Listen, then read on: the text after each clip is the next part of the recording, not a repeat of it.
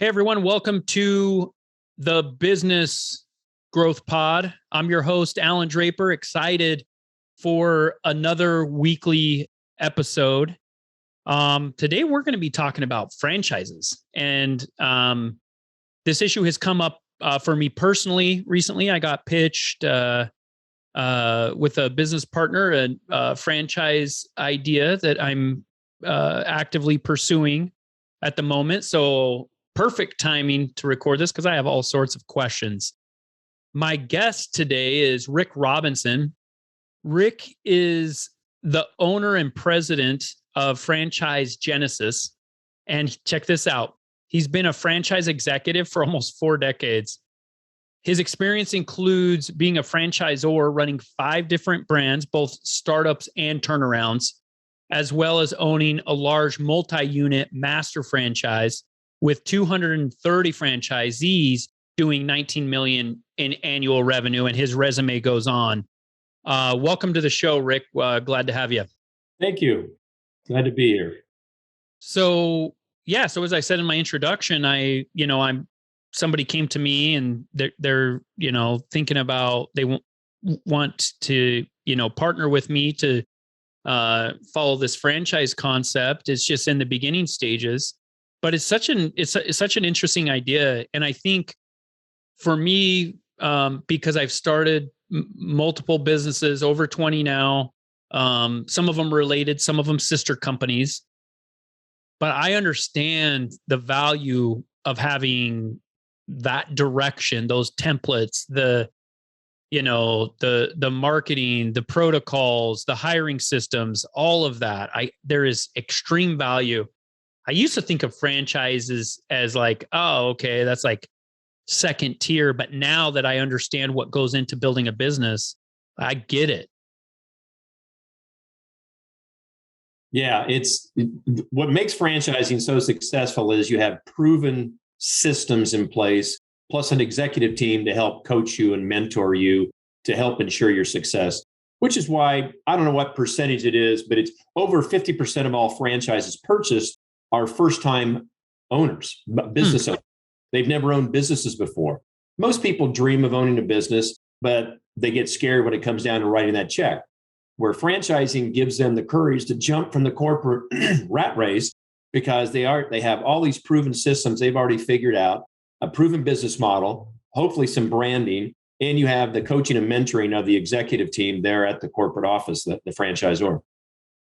I think the goods of getting into a franchise, and frankly, of being a franchisor also, I think the goods are really clear, right? Especially if you're a franchisee, having that mentorship, having that direction, knowing, I think a lot of entrepreneurs, they get into something and they don't know what they don't know, which can be a blessing in some cases because I always say that if I knew what I know now, I may have not started my first business because I understand the amount of work that goes into it. So but the benefits are fairly clear, especially with systems, especially for somebody like me that knows how much I'm still working on systems. My first startup was almost 8 years ago, and it's a thriving business, growing like crazy. We do about 180 times previous year revenue. So we grow at 1.8 times year over year on average. And we're still fine tuning some things. So there's clear benefits. I know this might be a little weird, but let's start by talking about what are the things that people should be wary of when considering a franchise. Well, some of the things that you want to make sure you're very clear with when you're talking with the franchisor and you're going through their franchise disclosure document is having a really good understanding of what are all of the upfront startup costs to get the doors open, make sure there's nothing hidden there. Secondly, we get into protected territories. Most franchise systems give the franchisee some kind of a protected territory to ensure that they're not going to sell another franchise right up the street from them and compete with them. So you want to be very clear about all of those parameters. Also, you want to make sure you talk with some existing franchisees that have gone through training, gone through support, and vet the system. You want validators. You want people who are going to validate the model, the training, and the support that's there. So all of that is supposed to be provided by every franchisor. So you should not have any trouble unless they're a new emerging franchisor and they may not have any franchisees yet for you to speak with. I have a friend that he got involved in a franchise. He created the first franchise store. There was one corporate store, and then he created the first franchise store. And it was I'm just going to be honest, it was a very different experience than he had expected. Mm-hmm. Right? Because you think franchise and all of these benefits of having the systems and answers, and he's had to figure out so much by himself. I don't know that his location that he ended up choosing, and this is a food service, I don't know that his location was right. And in food service, I think that's 90% of the battle. And how does somebody that's going into a franchise, especially an early franchise, Rick, how do they know what guarantees are going to be in getting the support that they need? Well, I would say most of the time, an early stage franchisor almost overdoes the support. They smother them with support. They're so scared about being this new franchise system. They want to make sure their early franchisees are very, very successful. That's usually what happens. However, there can be a case, and we coach, I'm in the process currently, this business, we franchise businesses. We take an existing business and we turn them into a franchise. And one of the things that the owners of this business struggle with is shifting away from running their day-to-day operations at their corporate location to now my main responsibility is to find, sell, train, and coach and mentor existing franchisees. And sometimes they go back and forth too much and they have trouble. They struggle with pulling away from running their day-to-day operations. So they have to be ready to do that. Have someone in place that's going to take over their day-to-day responsibilities of their corporate location so they can focus on supporting the franchisees. Focusing a little bit on the franchisors, how does a business know when it's ready to be a franchisor? It's funny. People ask me that all the time. How do you know that I'm franchisable? And I say, well, there's really a few questions that can answer this. One, are you currently running a profitable business? Mm-hmm. Two, is the model you're running at least close to the one you want to franchise? So that you have an operating unit that you can show one that's at least very close to the one they're going to be purchasing. Three, is there a large customer base for whatever your products or services are across the country? So when you sell franchises, that they have a large customer base to draw from. And then lastly, is it a teachable model? Whatever this business model you have, can you teach someone else how to run it? And you only need one location. It's always better if you've already opened multiple locations and you've proven you can open multiple locations. However, one location is fine. So if you've answered yes to all of those, it's profitable, it's running pretty much like the franchise model I envision selling. And is there a large customer base for my franchisees to sell to? And can I teach someone else how to do it? It's probably franchisable. It's funny because I've been approached to franchise some of my businesses. I've been asked by potential franchisees if I would franchise. And I've had customers that asked if what I was operating was a franchise. But I feel like, and maybe it's just me, but I feel like there's this like stigma, or there's this thought process of business owners that they have to be dang near perfect in order to be a franchisor. Like your systems have to be bulletproof, vendors, relationships, all of that, just everything. And so for me personally, it would be hard to get to that point because I'm like, man, we're still figuring things out ourselves, That's a very common question. I get that all the time. And I tell them, I said, first of all, you know more than you realize. It's just up in your head. And we have to help you put these systems on paper and the processes on paper. Now, our process to turn someone into a franchise takes about 4 months. So we work very closely with the company to help put those processes in place so that they feel much more secure about that moving forward. But I also tell them, I said, it's a slow process. Selling your first one or two franchises is usually very difficult because everyone wants to talk to an existing franchisee that you've already trained and supported. So after our 4-month period, oftentimes it's several more months before you're finally getting through some of the candidates and finding that one that you think would make a great franchise partner. So you have quite a bit of time to help fine tune them, but they don't have to be perfect. You can continue to work on them. And your first franchisees are your trailblazers anyway. They're going to help you realize some of the things that you need to change and systems to put in place. I think that's a really great aspect of this from the viewpoint of a franchisor is I'm a really big proponent of listening to my customers. A lot of people think that customers are annoying, and when they complain, like they just want to, just move on from that customer. And I'm kind of the opposite. I think now there are definitely customers out there, the proverbial Karens, that they'll complain about anything and whatever. But some of the best changes that I've made in business came as a result of listening to our customers. And I think that having franchisees, because a franchisee is a franchisor's customer, right? I think that is a great way to develop the business and create ideas and this incubator of improving any corporate stores that exist. Absolutely. Franchisees come forward with many great ideas, whether it be new customer verticals, changes to menus, things of that nature. So they come up with a lot of great ideas that then the franchisor will put into the operations manual to help benefit all of the future franchisees that come down. It's interesting. So one of my businesses, we have 10 locations across 8 states, everywhere from Reno, Nevada to Long Island, New York. And I think this process, and we're not considering franchising it, but I think that just the process would be very, very insightful. Going through this process of, hey, these are the things that you would have to do to make it franchisable.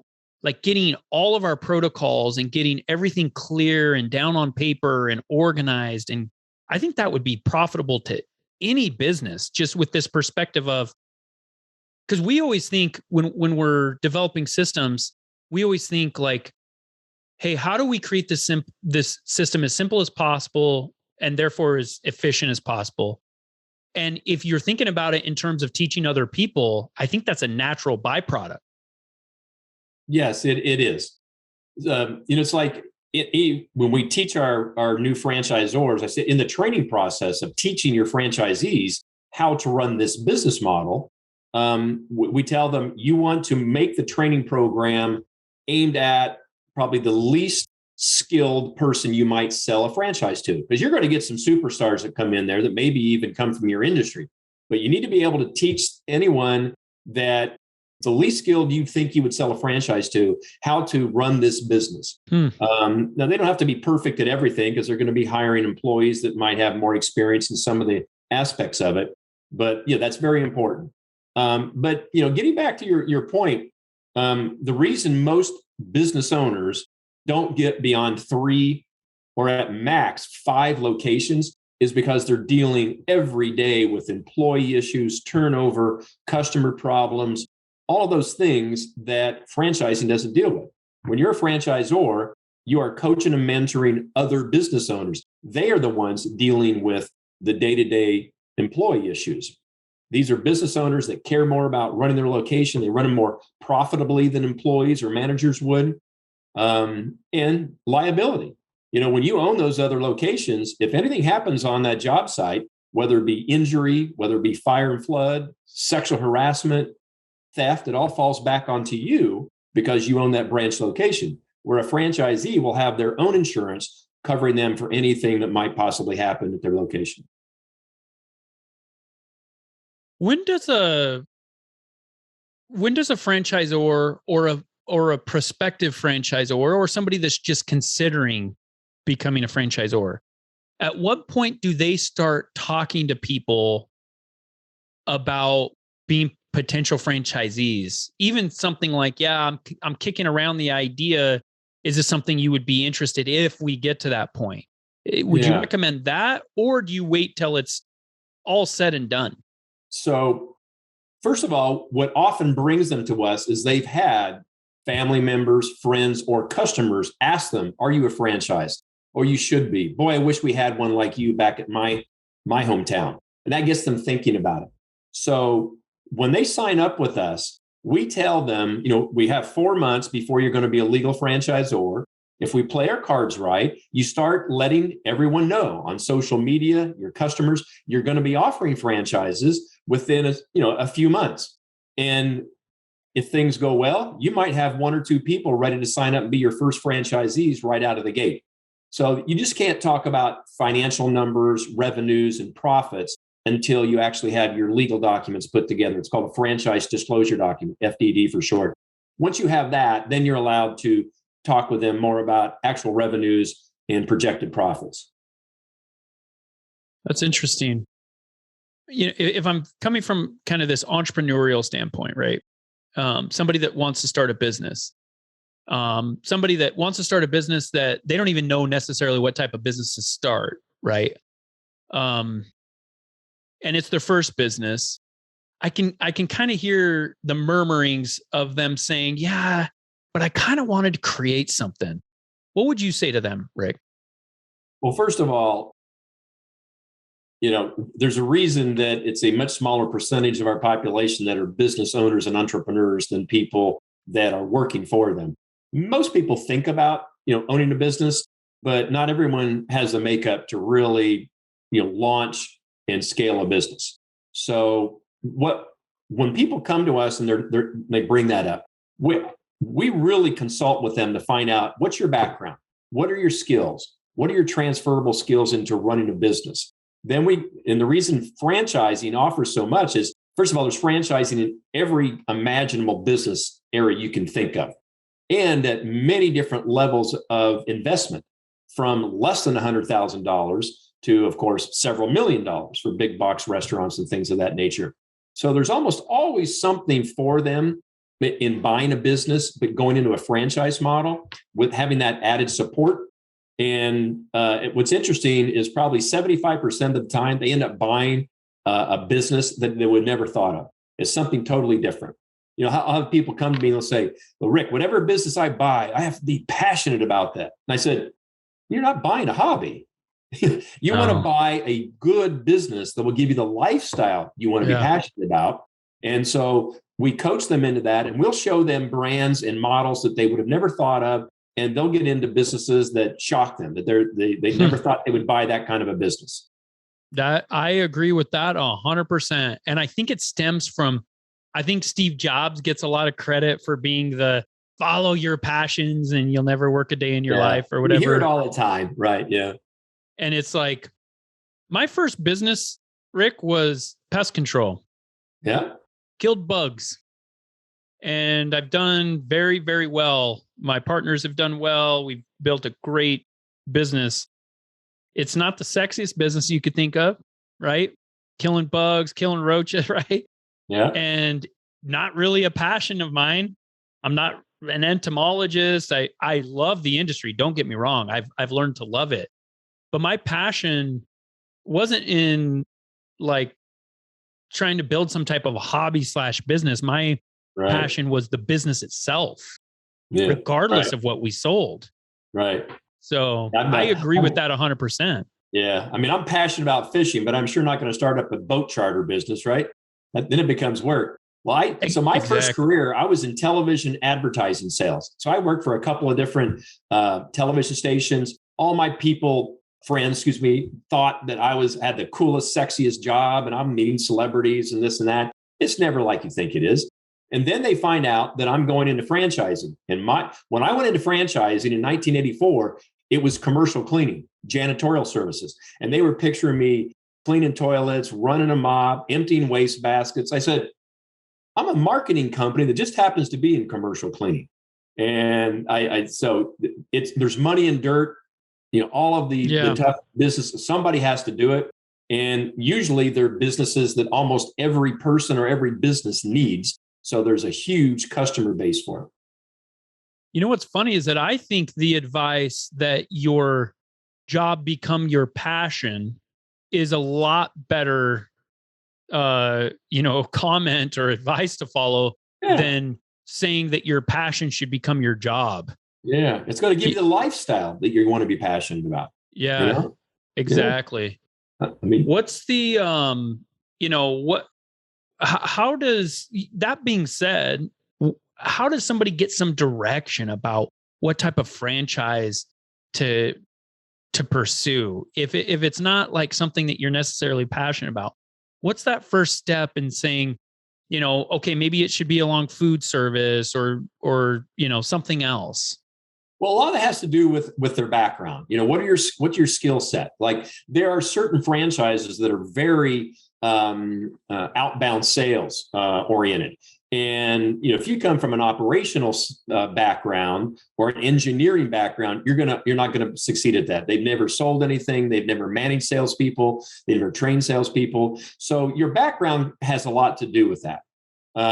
However, people who come from sales backgrounds, they can fit into a lot of different. I'd say they're more flexible the type of business models they can fit into, because almost any business, selling is a part of it.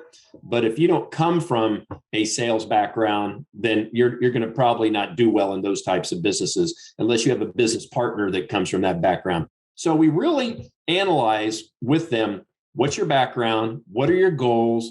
What kind of lifestyle you're looking for? Then, of course, then we get into deal killers, right? There's some really good businesses out there that are really difficult. Let's talk about emergency services, restoration. You're talking getting calls at 2:00 in the morning because someone's pipe broke and you're running your business 7 days a week.